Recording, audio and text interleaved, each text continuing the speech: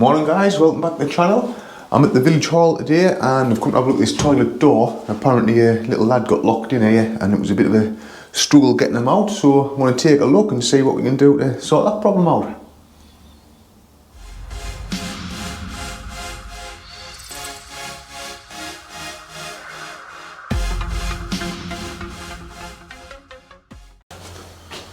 So, as you'll be able to see, on this toilet at the minute, it's got a little, just a normal little sliding bolt, which latches into this thing here.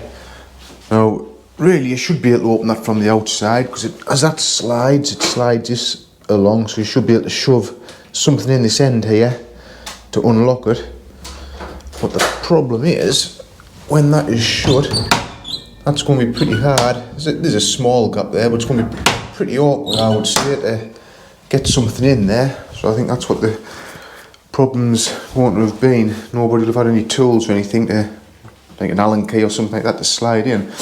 So what I'm going to fit, in fact you might have noticed it's a disabled toilet, so ideally it should have one of these disabled type handles on. It's a nice big lever that you operate from the inside to lock and unlock it, and then on the outside that little indicator part there, and you can, I'll get that little packaging off, you can see you can just put something simple like a coin in there to open and close it.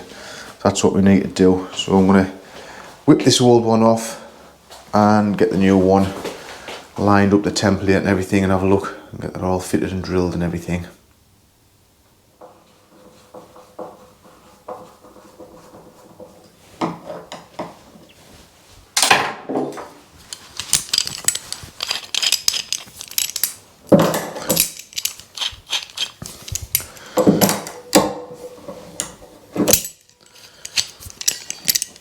All the screws are out of this now, but it seems to be stuck on with the paint, so I've got my grips on. There we go. There's that off. What I've also noticed, when a door gets that position, it's quite tight to press in and it's springing back. Well, that's because it's hinge bound here. If you look, you can see it's been rubbing against here, and when it closes, no gap at all. So I'm going to adjust these hinges first, either on the door side, which might be easier because they look all painted in. I want to adjust those anyway, get the door closing nicely before I put the new lock on. As you can see there, I managed to get the screws out, even though they've got years of paint on. I've just eased the hinges, all three of them across, probably about a couple of mil. So now when it closes, I don't know if you can see that now, there's a slight gap all the way down and the door's not springing now, it'll close. So that's that bit sorted. So now on to the original job of getting this lock fitted on.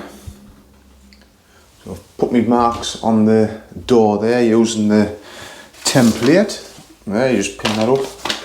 The height of this handle, it wants to be roughly, well, 900 mil from the floor is the best height, so that's a centre hole, so I'll drill that first and then the other holes will be drilled after. I'll just check that lines up because I'm not 100% certain that this template is exactly right when I've popped that on, but we will see.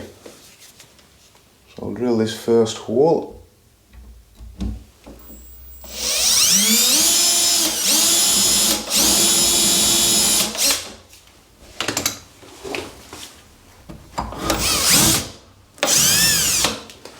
As soon as the point of the spade bit starts to come through the other side, then spin around and we'll drill from that side, otherwise it ends up just pushing through and splitting all this wood.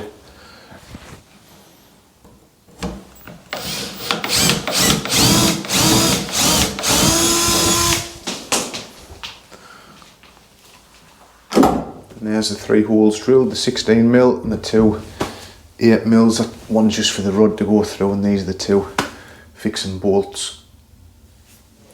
So yeah, we've got the first bit of the latch on. That's working that side. Just got the chop out there, out the architrave to fit the little cape in. There it is, keep fitted in. That latches like that. I've just had to bang some filler in there for now, but I'll make a little aluminium plate to go over there both sides at some point. So hopefully now nobody's going to get locked in the toilet.